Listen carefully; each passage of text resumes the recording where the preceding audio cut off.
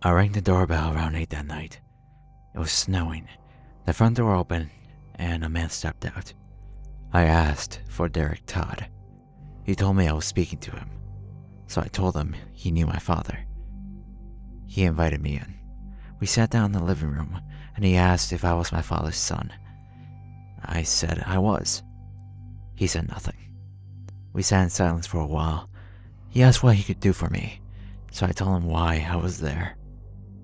He didn't seem shocked at anything I said, not even my visit to Roger Betham. He told me he had heard about Betham's death. He told me that whether I would believe him or not, I had saved Betham. From who? I asked. He told me that it was a what and not a who. He seemed a bit disturbed about this, so I changed the subject. I asked him what he and my father would do. Well, we never played poker, if that's what you're asking, he said with a laugh. I asked him why he needed to see the ace of spades so often. Research, he told me. He and my father would test the object. They would do everything they could to try to get more information. All they ever learned was that it couldn't be destroyed, and no matter how they cut or burned the card, the second they would take their eyes off it, it would reform. He told me they once wondered what would happen if one of them swallowed it, but out of fear, they never went through with it. He asked me if I wanted a drink, but I asked about AG Industries. He simply laughed and said, "You are full of questions," but added under his breath, "just like your father." He let out a sigh and sat back on the couch. This world was much simpler when we only had holders and seekers. It seems the more we learn, the more we have to fear.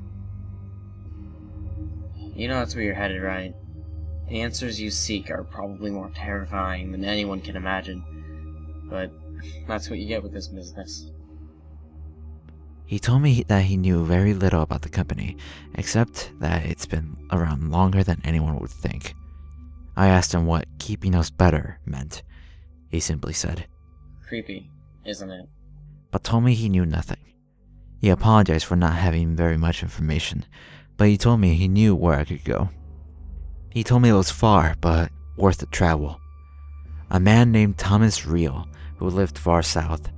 Far enough that I would have to take a plane, but Derek told me that it would be worth the ride, and if anyone could answer my questions, he could. He then laughed and told me that I would probably have more questions by the end. I thanked him and got up.